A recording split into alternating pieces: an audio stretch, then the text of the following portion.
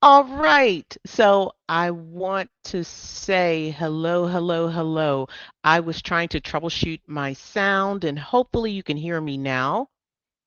If you can, let me know in the chat. And I just want to say to Mr. Sandeep, if you're watching, he's not feeling well. Hope you're feeling better, but we've got this. I want to say hello to Ms. Mills. I want to say hello to Miss Beth. I see you. Hello, Star Wars girl. Let's see who else is in here. All right, I'm going to keep going. Oh, hi, Miss Haley. Miss Haley is here. And if I missed any intern, Miss Mills, please let me know in the chat. I want to welcome our new members. I see Ed is a new member, the Corian family are new members. And hello, hello, hello. Hi, Delicia. Hi. You know what? Kay Angeles told me how to pronounce her name. You wrote it, and I forgot. Sorry about that. Hi, Lucky. And I'm going to be greeting you all throughout. Yvonne, welcome, welcome, welcome back, everybody. All right, let's get started. This is week 6. Week 6. We've got 2 more weeks to go, and we're finished with the first half of the course. How's it going for everyone? How's it going? Let me know. I am so excited because you all are doing a phenomenal, phenomenal job. Well done. So, if this is your first time here, and some of you have said, hey, every week somebody says, hey, this is my first time. So, I got to tell you the purpose of this class. This is not an instructional class. Some people, especially people that come later that don't hear me say that, they tend to say, I wish you solved the scenarios out more. That is not the purpose of this class. The purpose of this class is for people who already know how to solve it out, not pros, but I want you to be on this level of thinking because we are learning some things and we're also learning tips to move faster when we're taking our medical coding exams. And also, I want to help you process. So, this is not to instruct, even though at sometimes it may seem like I'm trying to instruct, but that's not my goal. My goal is to hold you accountable. I want to be more accessible to answer your questions. I want to review what you probably should already know. And if you don't know it, at least you can gauge and you can self direct. You can say, all right, well, this is where I should be, and I need to do this to get there. At least you know, right? Also, I want to give you tips on how to navigate your course and point out key guidelines. It's always going to be that. All right, welcome, welcome, welcome, Barbara. If this is her first time, hello. Hi, Joey. Hi, Mayra. That's beautiful. Okay.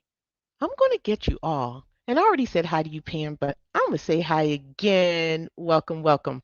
All right. So if this is your first time and you've just kind of popped in and not really registered for the course, go to our website, www.amcicoding, click on YouTube course. And when you get there, you read, definitely read and find out what you're getting into. Fill out that enrollment form and then download the syllabus. Follow the syllabus in order. And that's it. All right. So on your syllabus, in order to come to classes, you should click on the pertinent week. Right now, we're on week 6. Right. So this is week 6. So this is what you should have clicked on. And if you want to get ahead of the game, go ahead and click on all of them. Now, it ends right here at week 8, and then we start back up week 9. I'm a minimalist. If you didn't know, I'm a minimalist and I like to make things easy. So you're going to see the remaining weeks come up. I would say I'm going to put it up after week 7, just so it can be nice and neat. All right. Now, after you click the link, it's going to you'll land to the YouTube channel. And down here on the left, you'll see this. Right now it says waiting. It shouldn't say that. It says waiting now because I just clipped it right before class, but it will allow you to RSVP. So you just click on it and it will remind you at the time of class. In terms of textbooks, essentially for the first part, for weeks 1 through 8, your textbook is your ICD-10-CM manual. That is the main one. If that's the only thing you can afford, that's what you should have. And you know what? If you have to get a used one because, funds are limited, get a used one. Take in this information. It is free. All right, now to join Discord. If you want to join Discord, you can do so from the syllabus. Okay. Now, Discord, what are the advantages? Well, there are some additional resources in there, and I'll tell you about it next week. But I wasn't planning on it this week. I really wanted to get into the content and give you more content this week than I did last week. All right, but essentially, if you want to join Discord, the instructions are on your syllabus. Now, last time I spoke to you about Vital Source. Some of you have the AMCI MCG manual, which is an ebook on Vital Source. And we were accused of gatekeeping. And you know what? I did know about this, but I didn't know that I don't know why I didn't share this, but I want to thank the person that said, "Hey, AMCI, stop gatekeeping."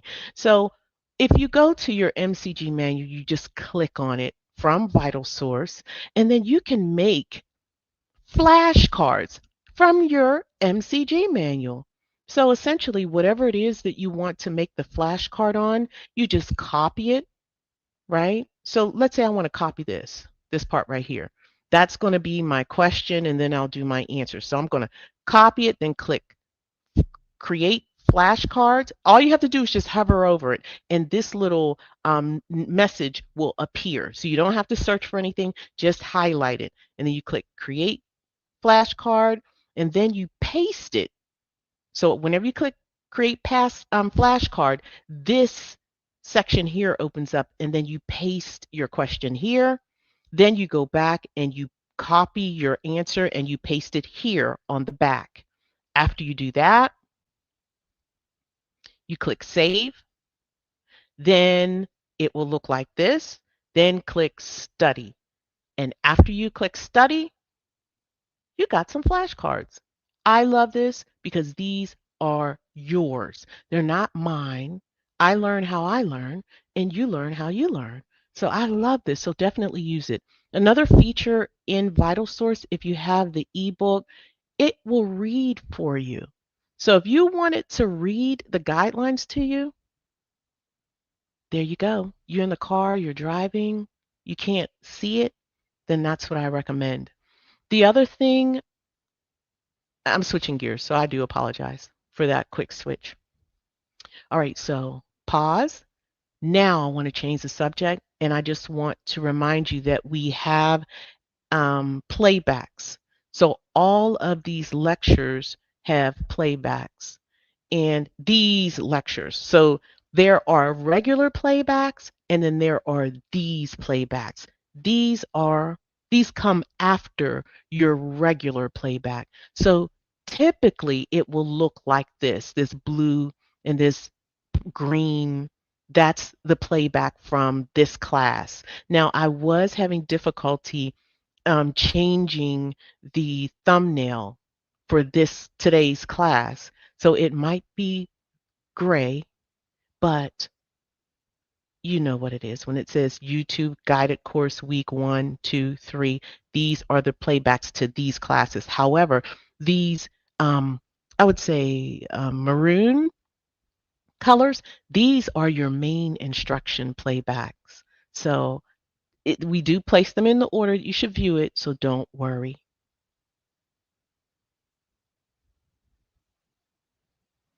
Now, when you have purchased, if you are an AMCI Gold member, Gold YouTube online member, Gold YouTube online member, you get your YouTube course in an LMS. This is a learning management system. So we basically manage it for you. You don't have to go to the syllabus. You can just go to your course And everything you need should be there. Everything. Now, this is not our AMCI MCDC course. That's medical coding dual course. This is not the same, but this is the YouTube and YouTube videos. Our MCDC course, we have private videos. About 85% of those videos are private. So you don't see them on YouTube. But we do have some in the beginning of our course. Some of the beginning lectures are on YouTube. So they're the I2MC, the introductory lectures. So just wanted to let you know that. And again, if you want to access your MCDC course, you can do it right from the a la carte link. You can do that, just to let you know. But my main purpose for showing you this is don't forget about that YouTube course from our website, www.amcicoding.com. Now, wait a minute. Let's get into what you should have already completed prior to class, prior to today's class. So you kind of have to do the work before you come so that we can have this conversation. However, if you haven't done the work, it's okay. Please stay. I'm going to make it nice and palatable so that you can still learn. All right? Trust me on this. And if you're saying, hey, this is over my head, you need to tell me. Let me know. All right, all right, all right. So this is what you should have done. You should have downloaded the class PowerPoint for the playback, the maroon color playback. Then you watch it right here. Then you read the official ICD-10-CM guidelines here. We give you the handout. Then you should read the MCG manual, these chapters, if you have it. If you don't, skip it. Then there's a reading assignment, Carol Buck's Unit 2, Chapter 5. You're going to read Chapter 5, that's Respiratory System in Unit 2, and then Chapter 6, Integ, Muscular, and Urinary. These are not long readings, but they're good. They help guide your learning. Also, if you have the MCG, we have these TAP lectures. That's our technique to annotate your ICD-10-CM.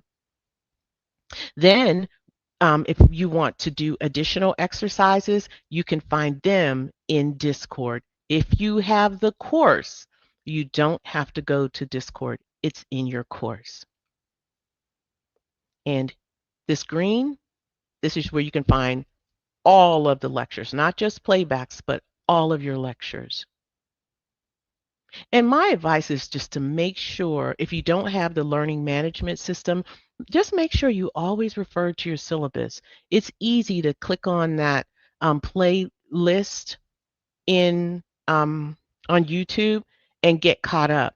I'll come back. Make sure you are guided by your syllabus, not the playlists.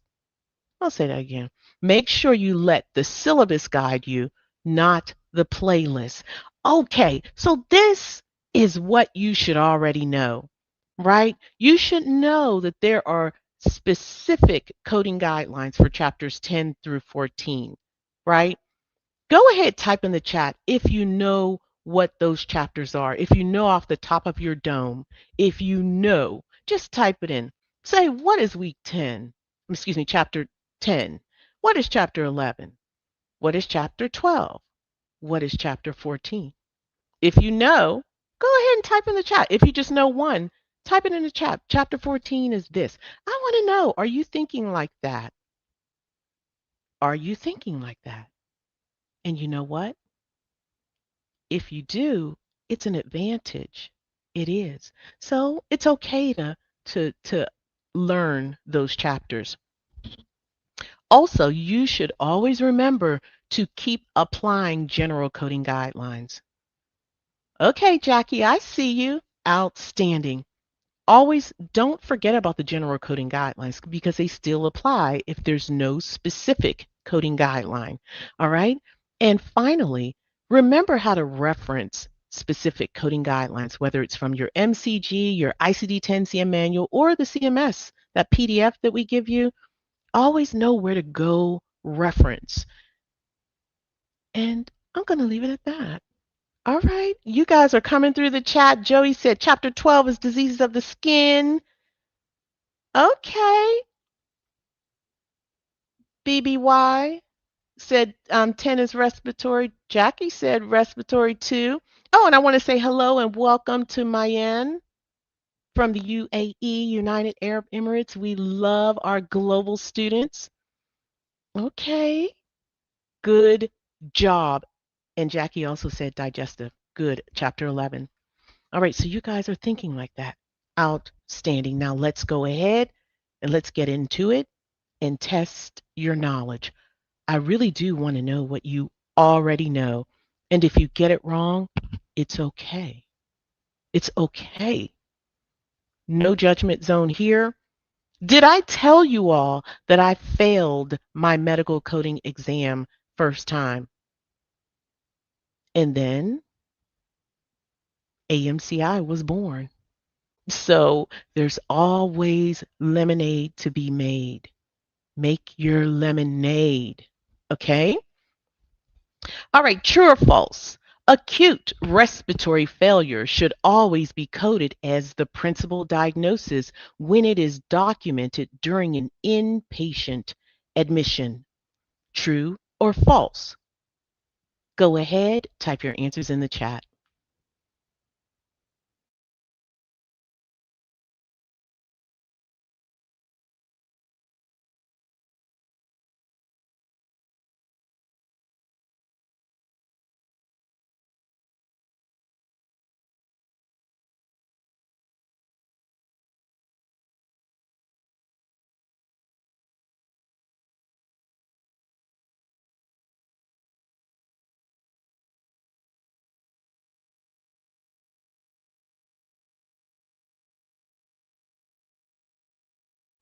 Go ahead. Don't be afraid to put that answer in the chat. You know what? I will never judge you. My team will never, ever judge you, right? Because if you get it wrong, you're going to have an aha moment, and that's even better because those don't go away. That's forever, right? Okay, so I'm going to give you a tip. Whenever a question says always in medical coding, that's almost going to be false. Nothing is always in medical coding. You rarely hear me say always, right? So this is false. Acute respiratory failure should not always be coded as principal. What if there was another diagnosis that will substantiate principal diagnosis, substantiate medical necessity for coding a principal diagnosis? What if a patient was in respiratory failure but also had a heart attack and they treated that heart attack first, right? So that always should always. Okay. All right. I'm getting ready to contradict myself. Whenever you see always, pause because very little is always in medical coding. Outstanding. I see those light bulbs going up. That's right, Ms. Beth. And aha, that's right, Joey. You know what? Thank you to Lucky. Lucky's comforting me after I failed my exam. Thank you so much. That is so sincere. All right, true or false? When a patient has both influenza and pneumonia due to the same influenza virus, only the influenza code is assigned because it includes the pneumonia. Now, coders, I didn't know the answer to this question. Like, who does off the top of their head?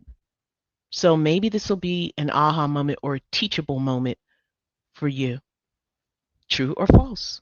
What say you?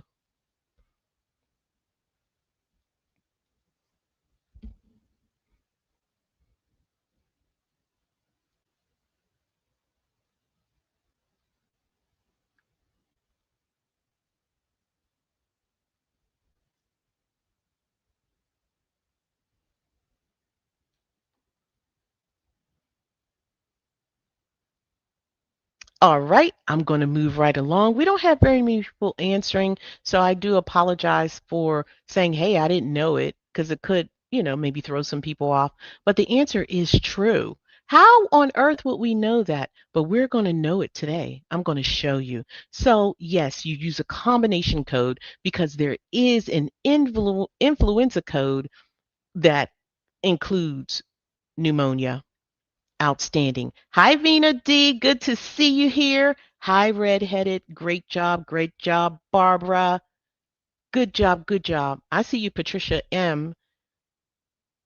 Outstanding. You all have some really unique names. True or false, number 3, if a patient's admitted with a stage 2 pressure ulcer and it progresses to stage 3 during the encounter, only the stage 3 pressure ulcer is coded. True or false? Now you have to know a guideline to get that correct. If you know it, good. If you don't, you're going to learn it.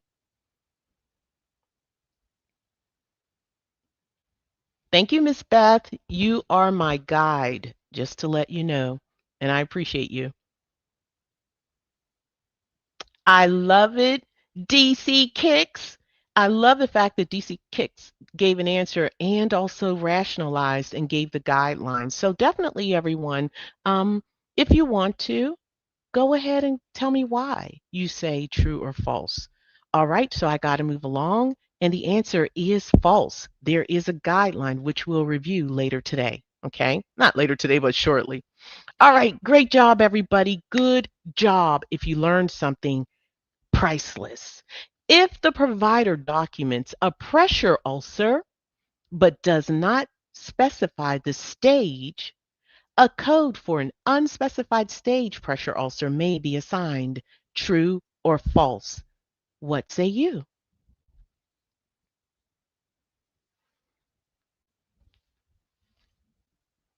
Okay, Ms. Mills, she's looking.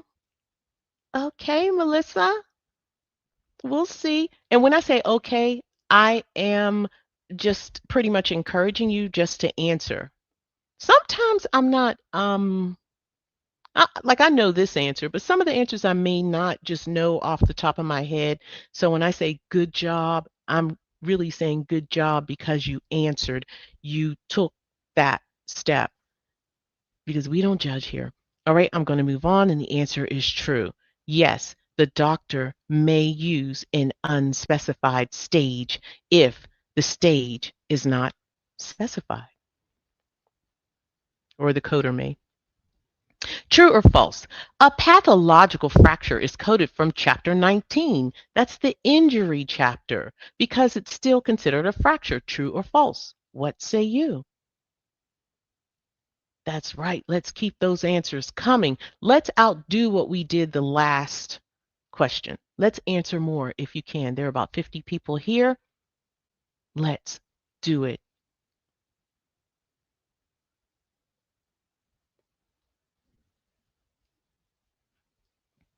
And to give you more context, chapter 9, that's where your acute injuries are typically happening right now. All right, so those answers are coming through, and the answer is false. Absolutely. Chapter 19, acute, now. Pathological, no, that's not now. Sometimes pathological fractures are sequelas. Just saying. All right, true or false? When a patient with osteoporosis sustains a pathological fracture, the code should come from the osteoporosis with current pathological fracture category. True or false?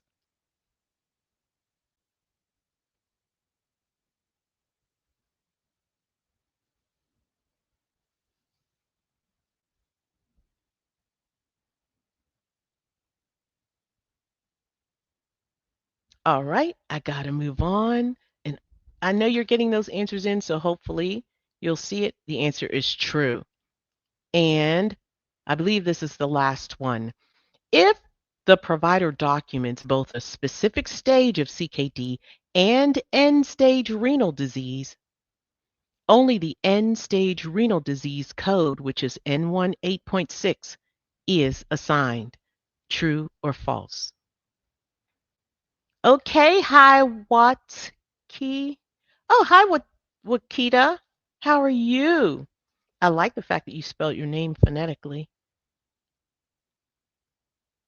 She got in there before we did. Good job, Mayan, or Mayan. It could be either or. Hot Tub Home, outstanding.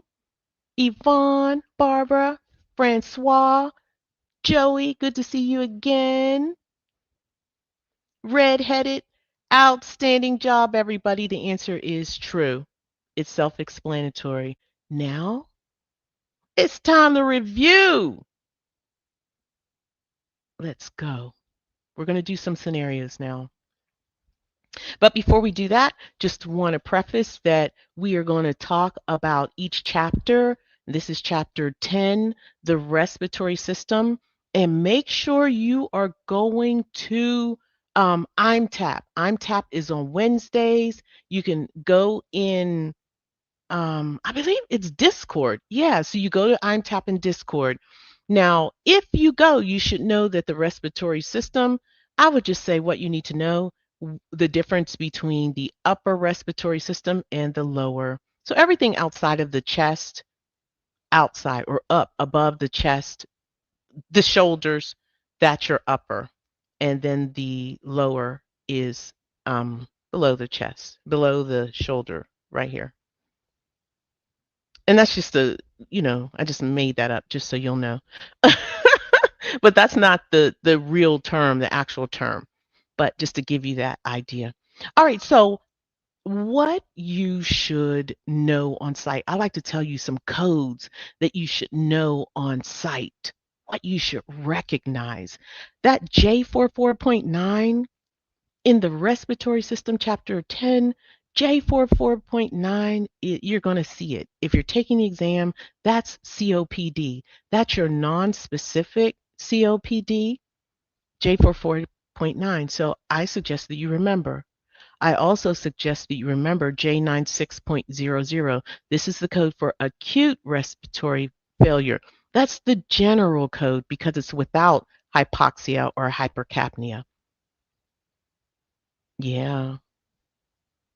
So if you know these, it's going to give you a time advantage on the exam. Now, let's challenge. Of the following answers, which best describes the encounter? A, J09.x1, B, J18.9, C, J09.x2, and J18.9, D, J11.00. A patient is admitted with excessive cough, fever, with the recent history of influenza A. Lab results revealed pneumonia due to influenza A. And the patient's treated with antiviral medication and oxygen. Okay, coders, is the answer A, influenza with pneumonia, B, pneumonia unspecified, C, influenza and pneumonia, or D, influenza virus not identified with pneumonia?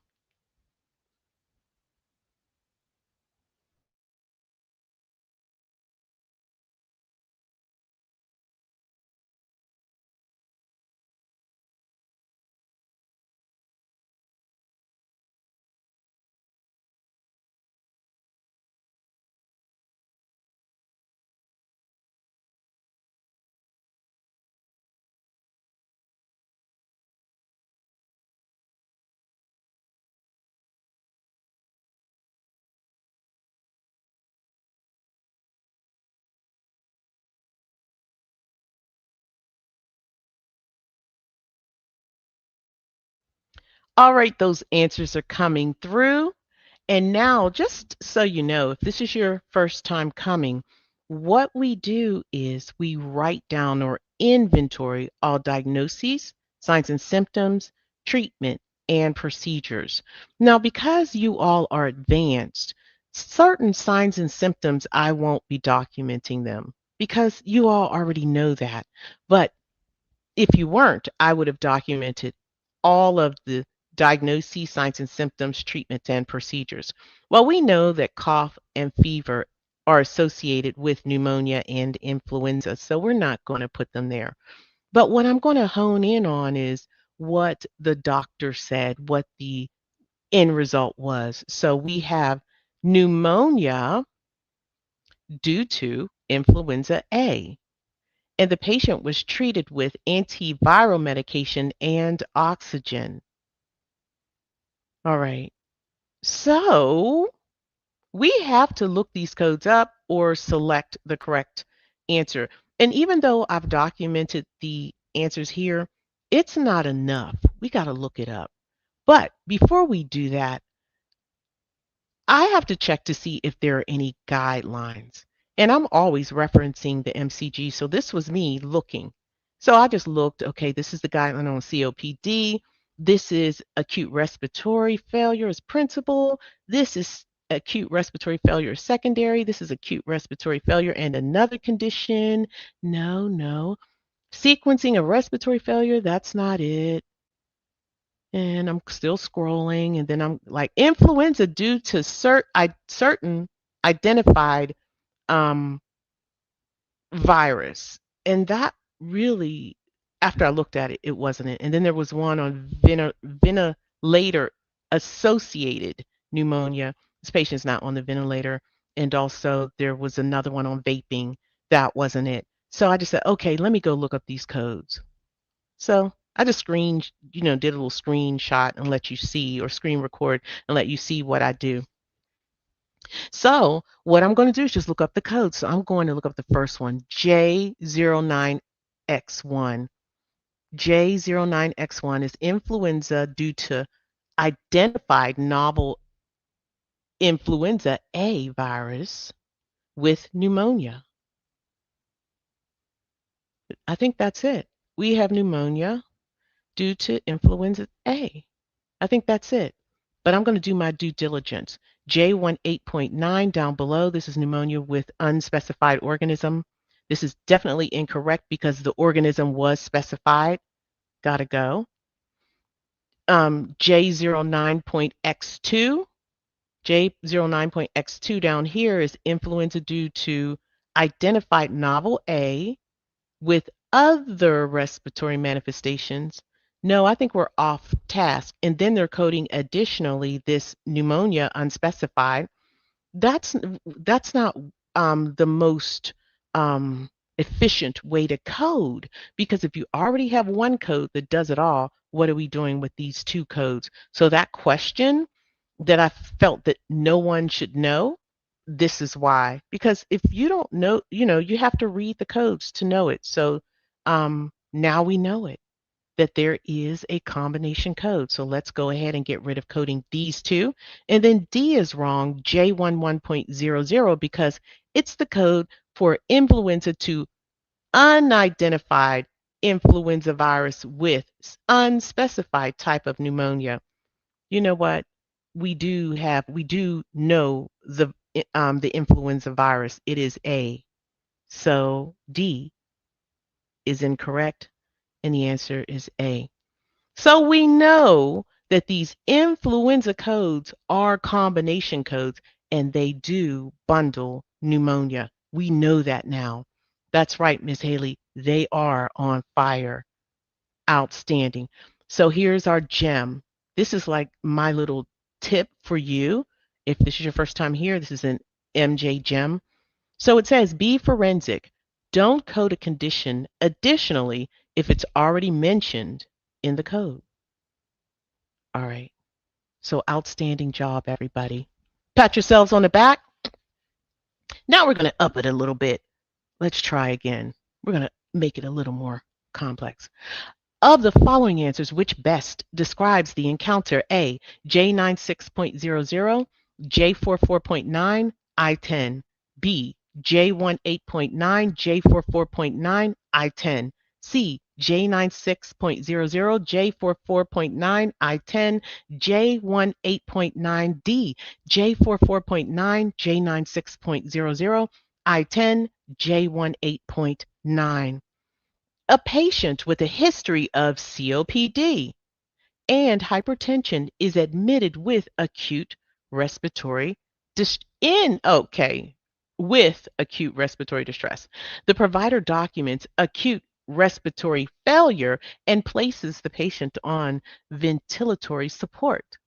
Pneumonia is suspected but not confirmed or treated. Okay, coders, what say you?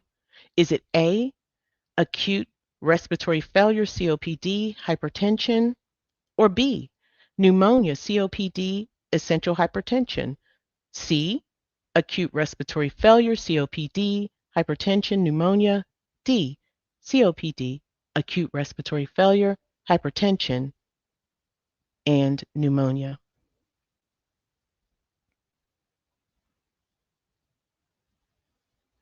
Go ahead. You are answering. For those of you that are answering quickly, let me know why you say A. Because everyone's saying the same thing. Doesn't mean it's correct.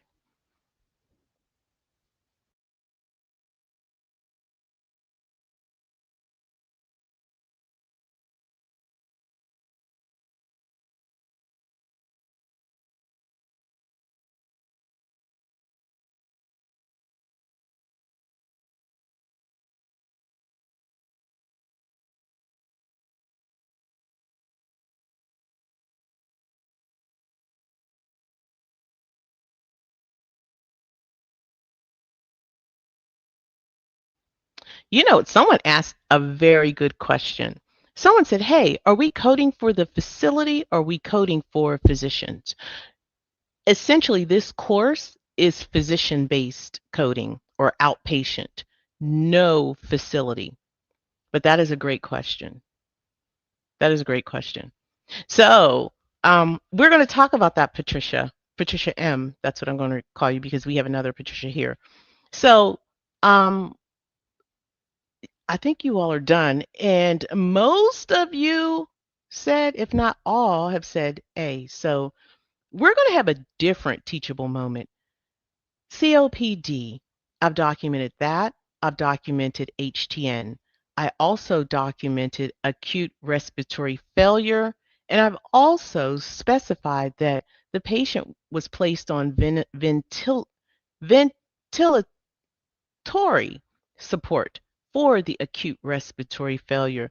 So essentially, this patient, the reason for the encounter was the condition that was chiefly treated.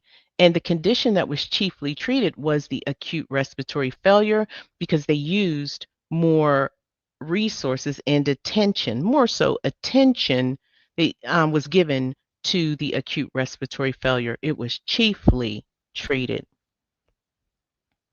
because of this ventilation support. All right. Now, I'm also going to go grab a guideline on sequencing acute respiratory failure. And essentially, right here in the middle, it says, hey, if you're going to treat or sequence this acute respiratory failure first, it has to be substantiated. You can sequence acute respiratory first, but it's got to be substantiated. And it has been. This ventilatory support has substantiated sequencing it first. So acute respiratory failure is going to be our first listed. So we're going to get rid of any answer that has not first listed acute respiratory failure. So we're going to get rid of B and D. And you know what, coders? If you remembered J96.00, if you remembered that that was acute respiratory failure, you could have gotten rid of B and D very quickly. Just saying. All right.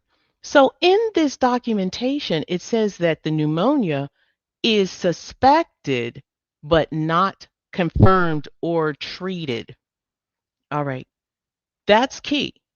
Even if this was a facility, if this were a facility, you still could not code the pneumonia because it was not treated. However, if it was treated, but not confirmed, you could code it if it were a facility. But everyone here, I believe, is studying for the CPC or CCSP outpatient. That is not applicable. If you are studying for the CCS, if this were a facility document, you could not code it because it's not being treated. If that pneumonia was being treated, you could code it and not confirmed. All right, so we're going to get rid of C because C is coding for the pneumonia. I hope I didn't confuse anyone, right? I hope I didn't. If I did, let me know. Okay, so the answer is A. Your acute respiratory failure followed by COPD and followed by hypertension. And so the guideline that you use, if you are inpatient and this was not treated and not confirmed, the pneumonia, is when you're coding for inpatient facilities, you do code things not confirmed, whereas in the outpatient, you do not. It always must be confirmed. Good job. Good job. All right, so here is my gem. Acute respiratory failure can be sequenced first if the documentation supports acute respiratory failure as first listed. And it does. All right, we got another one. Now we're going to switch gears. We're going to move past chapter 10. Now we're on to chapter 11, the integumentary system. And don't forget to go to IMTAP on Wednesday nights. All right, so the only thing that I think you should remember in this chapter 10, ICD-10-CM, is pressure ulcers. Just be able to recognize the L89 subcategory, L89 point 9 subcategory is for pressure ulcers, and that's it. And the stages are like 1, 2, maybe the 6th character. That's it. Now let's go.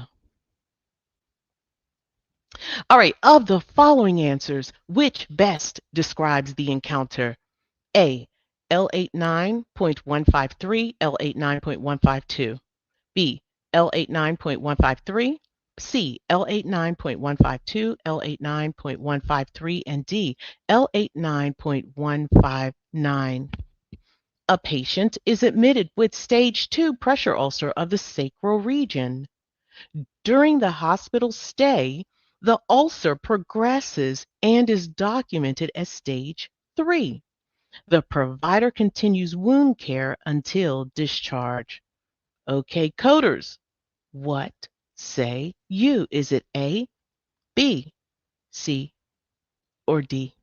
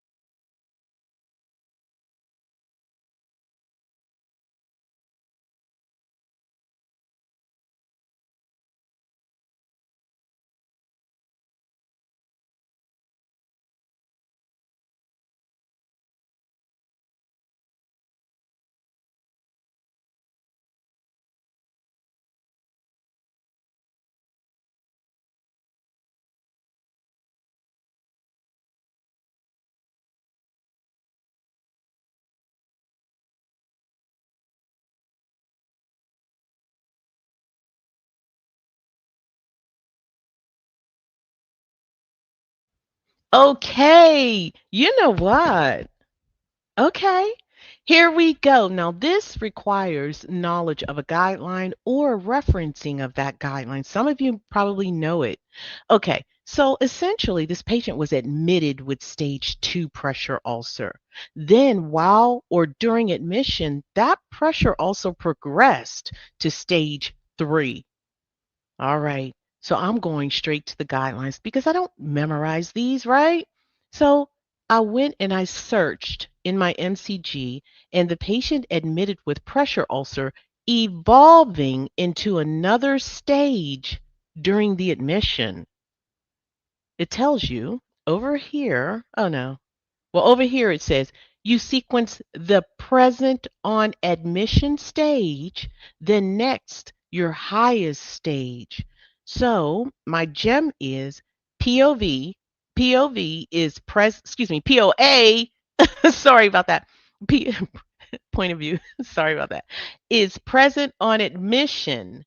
What was the status at the time of admission? That's what you should be saying. So, what was the stage or the status at the time of admission? And it says this patient was admitted with stage 2. So, this stage 2 is your POA, and it says you got to sequence your POA first, followed by your highest stage. So, we're going to get rid of B because B is not even sequencing 2 codes, it's only 1. D is doing the same thing, only sequencing 1 code. Whenever you have these evolving stages, you need 2 codes, right?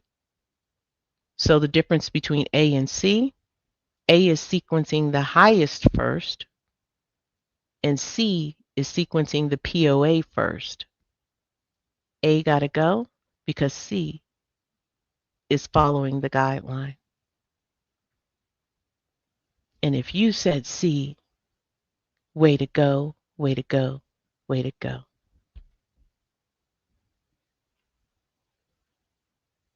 All right, so you guys, a lot of you said A, so hopefully you all learned the guideline now. Look at that. Priceless, priceless, priceless. Outstanding. Pat yourselves on the back because it's not going anywhere. It's locked. It's locked. All right, everybody, let's try again. How you doing? It's quiet.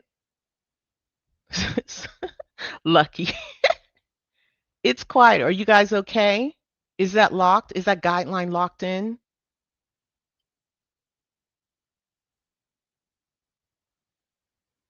I want to know. Let me know. Okay, of the following answers, which best describes the encounter? A, L89.611, B, L89.612, C, L89.619, D, L89.601. A patient is seen for treatment of a pressure ulcer of the right heel. The provider documents a pressure ulcer but does not specify the stage. Local wound care is provided. Go ahead, type your answers in the chat.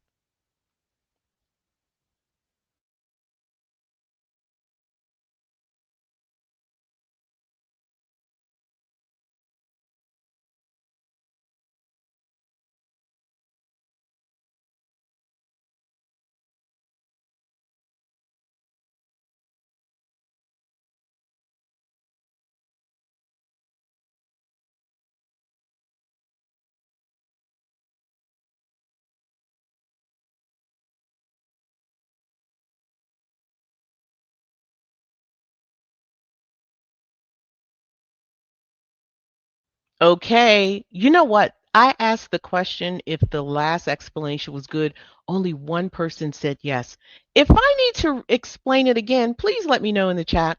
But I'm going to move on to this one. And here is my inventory. Number 1, this patient had a pressure ulcer of the right heel. Number 2, the doctor specified that the pressure ulcer was not specific. Okay, the doctor did not specify the stage of the pressure ulcer and wound care was given. All right. So, if the pressure ulcer is not specified, then the answer has to be C, pressure ulcer right heel unspecified. And why, Mrs. J, did you give us this simple question? Well, I gave it to you because I really want to emphasize that this unstageable, a lot of people confuse the two. not thinking going really fast. Just want you to know that unstageable means that the doctor is unable to stage the pressure ulcer versus not specifying the stage. So he just couldn't do it. And unspecified means that he just didn't do it. That's right, Miss Haley. You all knocked it out. You're knocking it out the park. Okay, so now we got to move on to the next chapter, which is this 12? I believe it is 12. This is the musculoskeletal system. Definitely make sure you go to I'm Tap. That's Ms. Mills and her team. And I do have a few things I just want to tell you. Well, a couple of codes that you should know. In this chapter, they're talking about osteoporosis and pathological fractures. Just know the category. That's all. M80 is osteoporosis, and you need to know if it's with or without a pathological fracture. M84 is a pathological fracture, so it's not necessarily osteoporosis. So this is the difference between the two. Now, let's go.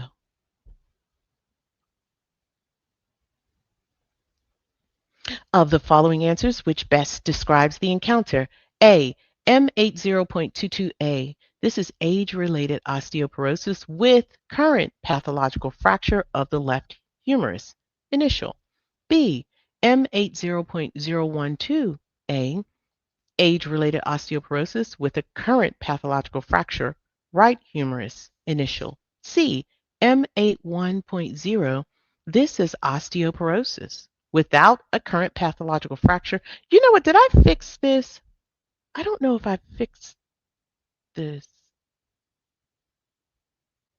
I think I did. Sorry. M18. M8 1.0, this is osteoporosis without a current pathological fracture. And D, S4 2.302A, unspecified fracture of the shaft of the left humerus. Initial. Okay, coders. An 82-year-old patient with osteoporosis with a current pathological fracture of the left humerus. The provider confirms the fracture is due to age-related osteoporosis. I think my team fixed it, and thank you. All right. What say you?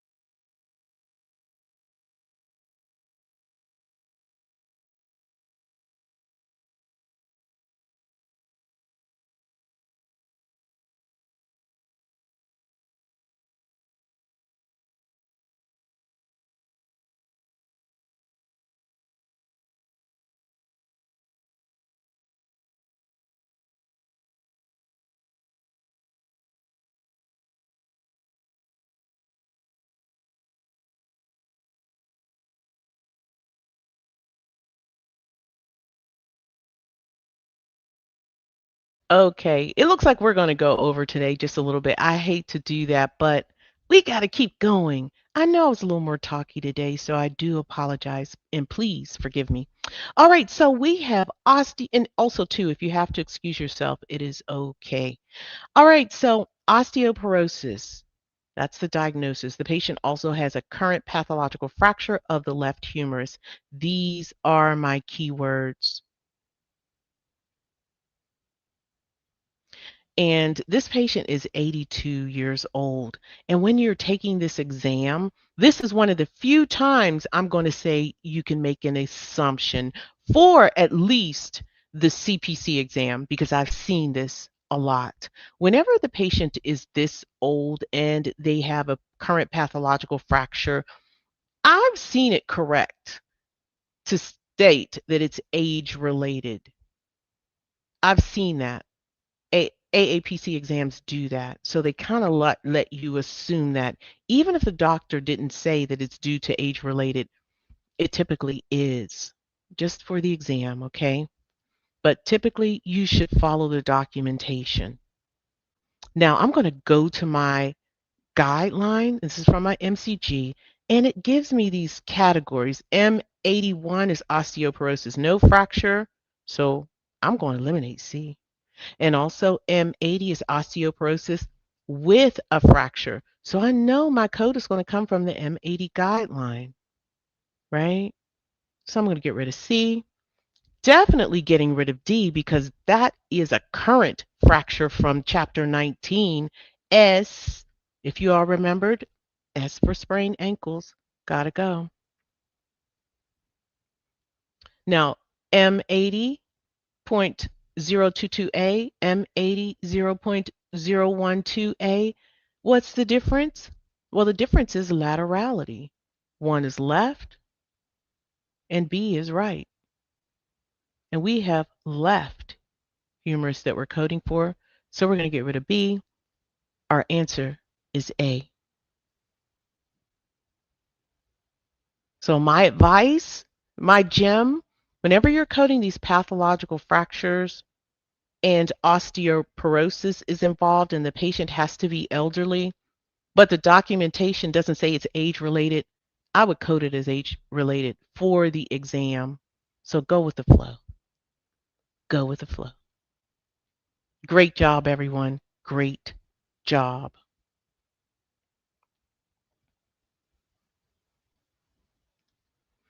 All right, we're still going. Now we're moving on to the final chapter 14. This is your human reproductive and urinary system, or genital urinary. That's the male female genitals as well as the urinary system. Now, my sidebar, know these CKD stages, the chronic kidney disease stages.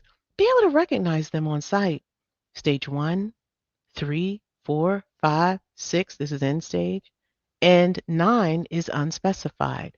Remember, point 9 is almost always unspecified. Almost. See, I didn't say always. All right, so this will give you an advantage when you're taking your exam.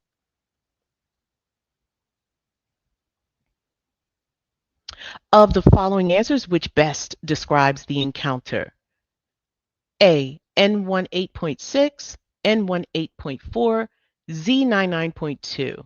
B, N18.4, N18.6, C, N18.4, Z99.2, D, N18.6. A patient's record documents chronic kidney disease stage 4 and end-stage renal disease. No dialysis is mentioned. All right, coders, what say you?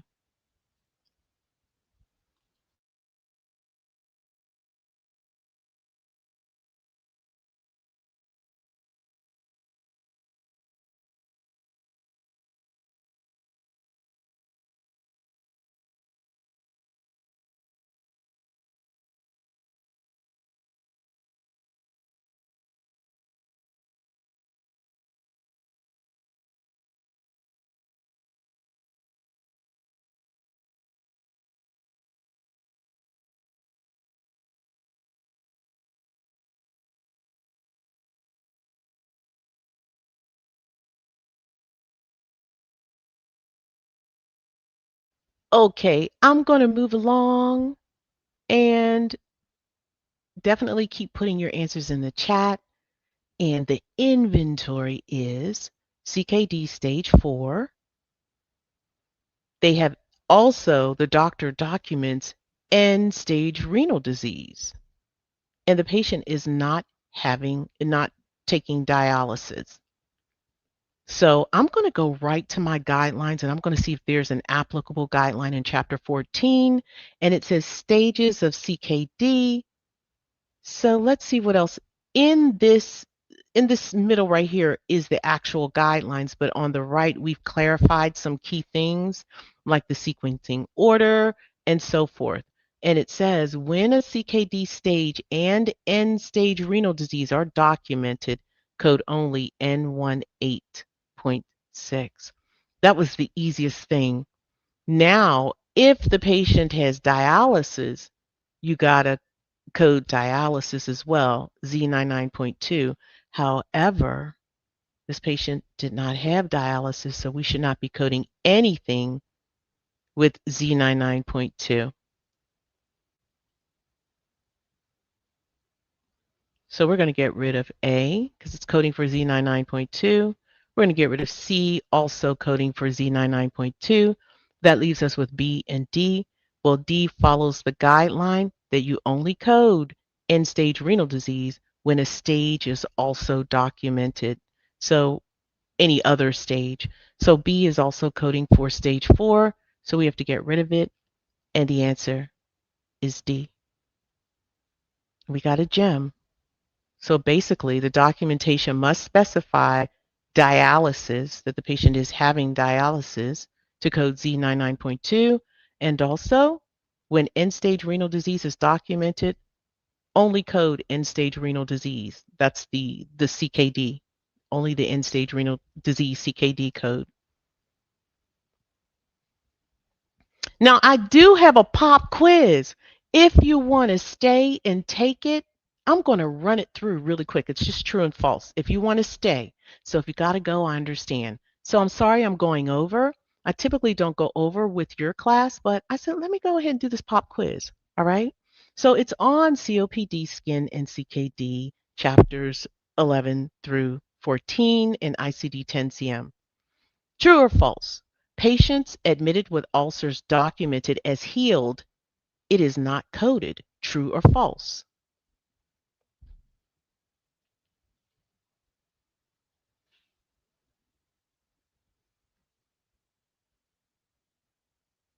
What say you? Okay, I'm going to give you all um, maybe 30 seconds because I don't want to be here. I don't want to keep you too long.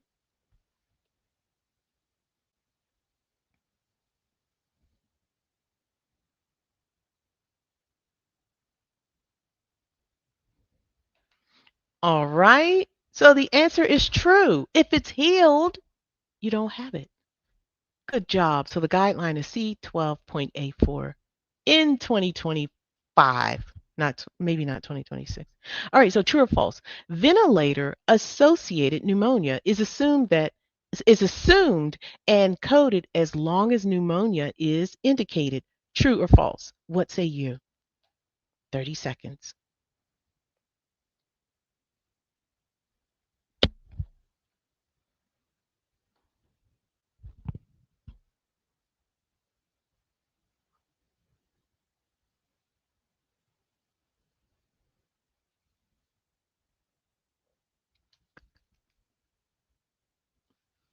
Okay, coders, I know your answers are coming through. The answer is false. C10.D1. This guideline says that anytime VAP is, it must be documented in order to code it.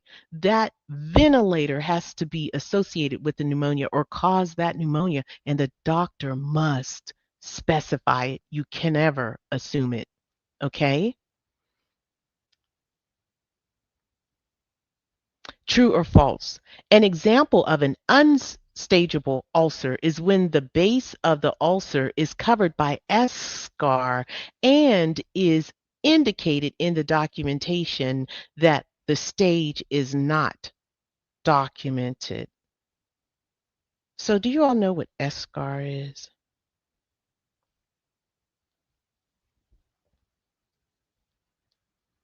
That's like I would say like a keloid.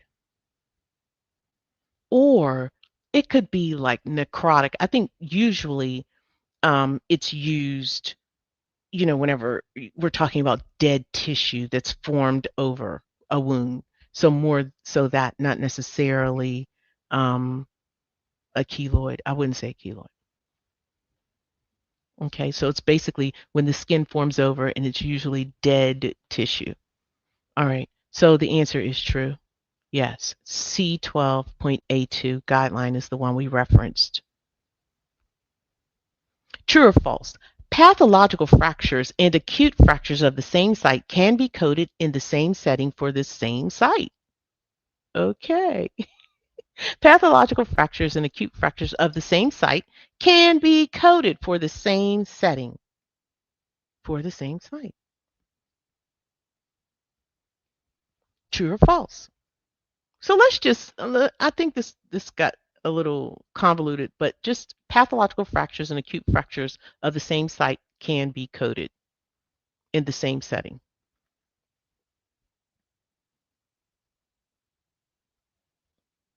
And the answer is false.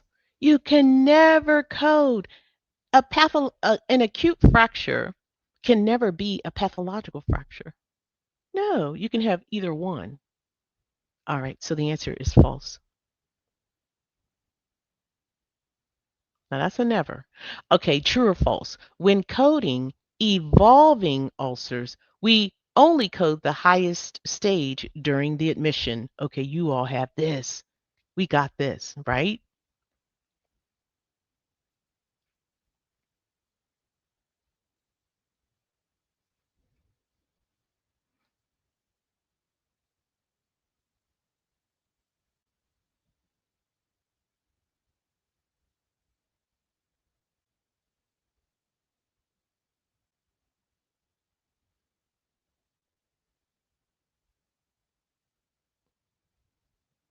The answer is false. C12.A6. False. We've just learned that, right? 100% of you said false. Outstanding. You have to code the present on admission and the highest stage.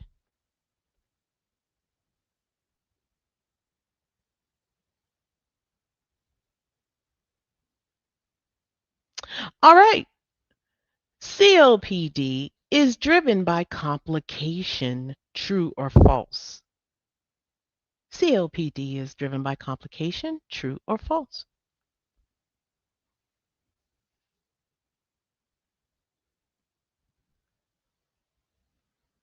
I apologize. Somebody had to be banned.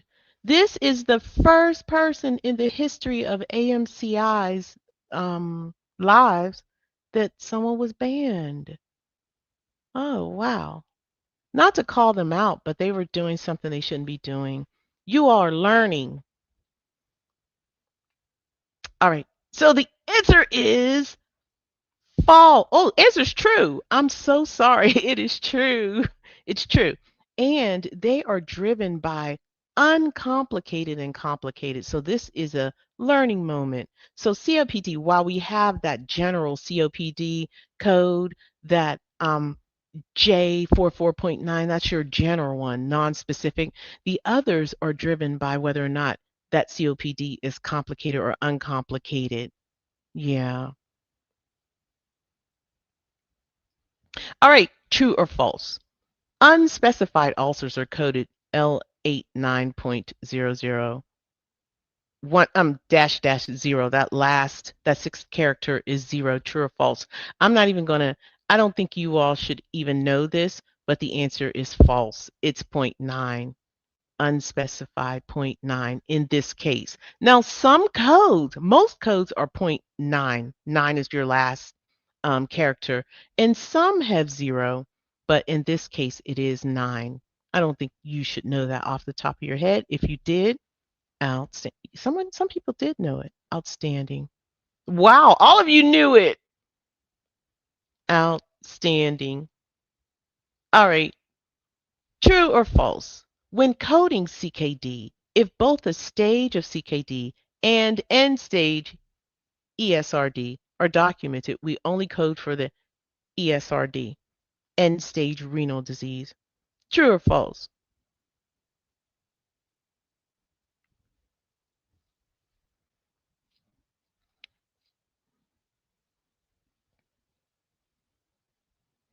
Okay, team. Okay, coders. You know what? I think you got this.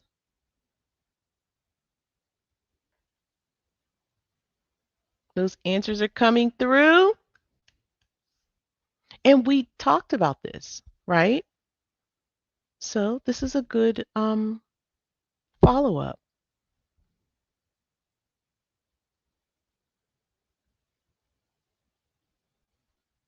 Are we stumped on this one? I don't know.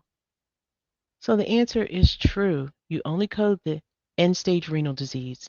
Outstanding. C14A1. True or false? A fracture that results after the acute phase of an illness is called a pathological fracture. True or false?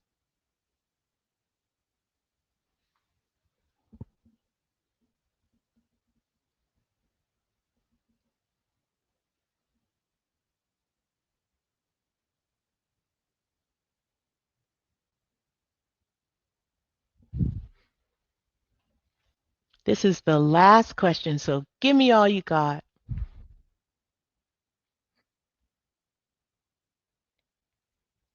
Yes, I am tired today, if you can tell. Okay. Come on, coders. I'm rooting for you. You did a phenomenal job today. Phenomenal. Phenomenal. I love the participation. I love the feedback coming through the chat. Just one more answer. You can do it. You can. And while you are putting those answers in, I want to say hello to some of the people that I didn't acknowledge. Nora, Seba, or Sai.